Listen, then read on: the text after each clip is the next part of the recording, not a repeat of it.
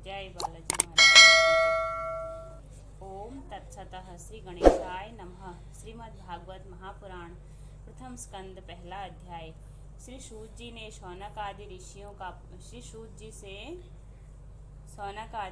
का प्रश्न। मंगलाचरण।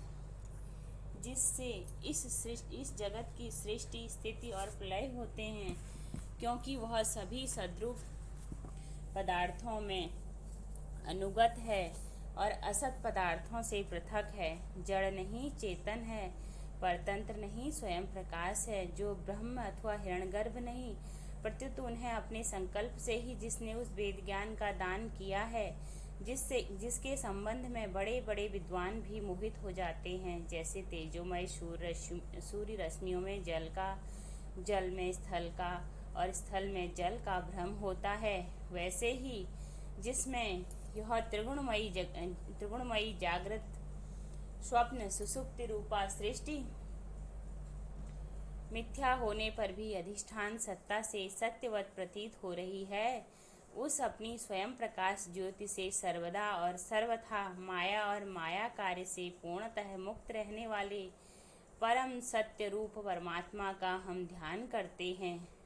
महामुनि व्यासदेव जी के द्वारा निर्मित इस श्रीमद् भागवत महापुराण में मोक्ष पर्यंत फल की कामना से रहित परम धर्म का निरूपण हुआ है। इसमें शुद्धांतःकरण सत्पुरुषों के जानने योग्य उस वास्तविक वस्तु का परमात्मा का निरूपण हुआ है,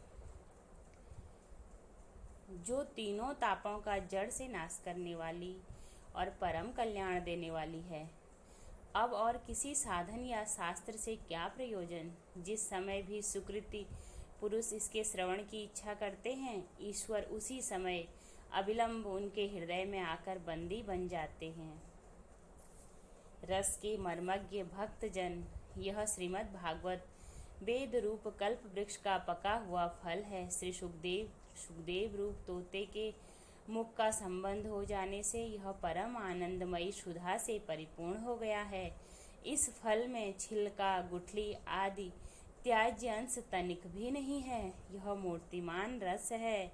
जब तक शरीर में चेतना रहे, तब तक इस दिव्य भगवत रस का निरंतर बार बार पान करते रहो। यह पृथ्वी पर ही सुलभ है। कथा प्रारंभ। एक बार भगवान विष्णु एवं देवताओं के परम पुण्यमय क्षेत्र नैमिषारण्य में शौनक आदि ऋषियों ने भगवत प्राप्ति की इच्छा से सहस्त्र वर्षों में पूरे होने वाले एक महान यज्ञ का अनुष्ठान किया।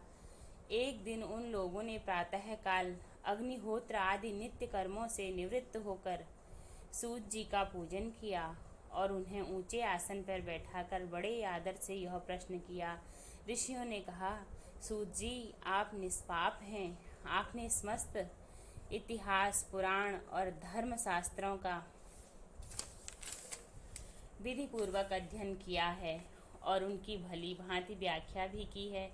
वेद वेताओं में श्रेष्ठ भगवान बाद नारायण ने एवं भगवान के सगुण निर्गुण रूप को जानने वाले दूसरे मुनियों ने जो कुछ जाना है, उन्हें जिन विषयों का ज्ञान है, वह सब आप वास्तविक रूप में जानते हैं। आपका हृदय बड़ा ही सरल है और शुद्ध है। इसी से आप उनकी कृपा और अनुग्रह के पात्र हुए हैं। गुरुजन अपने प्रेमी शिष्य को गुप्त से गुप्त बात भी बता दिया करते हैं। आयुष्मान, आप कृपा करके यह बतलाइए कि उन सब शास्त्रों, पुराणों और गुरुजनों के उपदेशों में कलयुगी जीवों के परम कल्याण का सहज साधन आपने क्या निश्चय किया है। आप संत समाज के भूषण हैं। इस कलयुग में प्रायः लोगों की आयु कम हो गई है। साधन करने में लोगों की रुचि और प्रवृत्ति भी नहीं है। लोग आलसी हो गए हैं। उनका भाग्य तो मंद है ही है, समझ भी थोड़ी है। इसके साथ ही वे नाना प्रकार के विघ्न बाधाओं से घिरे हुए भी रहते हैं। शास्त्र भी बहुत से हैं, परंतु उनमें एक निश्चित साधन का नहीं अनेक प्रकार के कर्मों का वर्णन है। परंतु उनमें एक निश्चित साधन का नहीं, अनेक प्रकार के कर्मों का वर्णन है। साथ ही वे इतने बड़े हैं कि उनका एक अंश सुनना भी कठिन है। आप परोपकारी हैं। अपनी बुद्धि से उनका सार निकालकर प्राणियों के परम कल्याण के लिए हम श्रद्धालुओं को सुनाइए, जिससे हमारे अंतःकरण की शुद्धि प्राप्त हो। प्यारे सूत जी, आपका कल्याण हो। आप तो जानते ही हैं कि यदुवंशियों के रक्षक भक्त वत्सल भगवान श्री कृष्ण वसुदेव की धर्म पत्नी देवकी के गर्भ से क्या करने की इच्छा से अवतीर्ण हुए थे। हम उसे सुनना चाहते हैं। आप कृपा करके हमारे लिए उसका वर्णन कीजिए, क्योंकि भगवान का अवतार जीवों के परम कल्याण और उनकी भगवत प्रेममयी समृद्धि के लिए होता है। यह जीव जन्म मृत्यु के घोर चक्र में पड़ा हुआ है। इस स्थिति में भी यदि वह कभी भगवान के मंगलमय नाम का उच्चारण कर ले तो उसी क्षण उससे मुक्त हो जाए, क्योंकि स्वयं भय भी भगवान से डरता रहता है। सूत जी, परम विरक्त और परम शांत मुनिजन भगवान के श्री चरणों की शरण में ही रहते हैं। अतएव उनके स्पर्श मात्र से संसार के जीव तुरंत पवित्र हो जाते हैं। इधर गंगा जी के जल का बहुत दिनों तक सेवन किया जाए तब तक कहीं पवित्रता प्राप्त होती है। ऐसे पुण्यात्मा भक्त जिनकी लीलाओं का गान करते रहते हैं, उन भगवान का कलिमलहारी पवित्र यश भला आत्मशुद्धि की इच्छा वाला ऐसा कौन मनुष्य होगा जो श्रवण न करे। वे लीला से ही अवतार धारण करते हैं। नारद आदि महात्माओं ने उनके उदार कर्मों का गान किया है। हम श्रद्धालुओं के प्रति आप उनका वर्णन कीजिए। बुद्धिमान सूत जी, सर्वसमर्थ प्रभु अपनी योग माया से स्वच्छंद लीला करते हैं। आप उन श्री हरि की मंगलमयी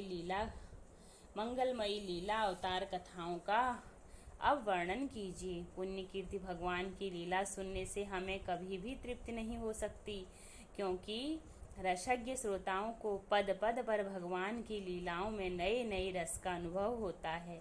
भगवान श्री कृष्ण अपने को छिपाए हुए थे। लोगों के सामने ऐसी चेष्टा करते थे मानो कोई मनुष्य हो, परंतु उन्होंने बलराम जी के साथ ऐसी लीलाएं भी की हैं, ऐसा पराक्रम भी प्रकट किया है जो मनुष्य नहीं कर सकते। कलयुग को आया जानकर इस वैष्णव क्षेत्र में हम दीर्घकालीन सत्र का संकल्प करके बैठे हैं। श्री हरि की कथा सुनने के लिए हमें अवकाश प्राप्त है। यह कलयुग अंतःकरण की पवित्रता और शक्ति का नाश करने वाला है। इससे पार पाना कठिन है। जैसे समुद्र से पार जाने वालों को कर्णधार मिल जाए, उसी प्रकार इससे पार पाने की इच्छा रखने वाले हम लोगों से ब्रह्मा जी ने आपको मिलाया है। धर्म रक्षक ब्राह्मण भक्त योगेश्वर भगवान श्री कृष्ण के अपने धाम पधार जाने पर धर्म ने किसकी शरण ली है, यह बताइए। बोलो श्रीमद् भागवत पुराण की जय।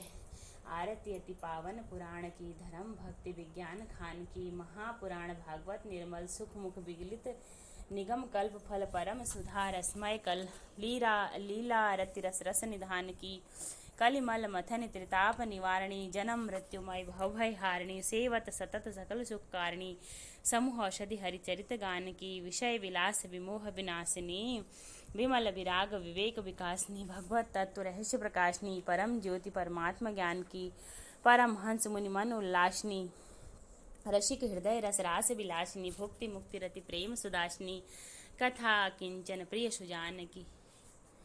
बोलो जय जय श्री राधे, जय जय श्री राधे।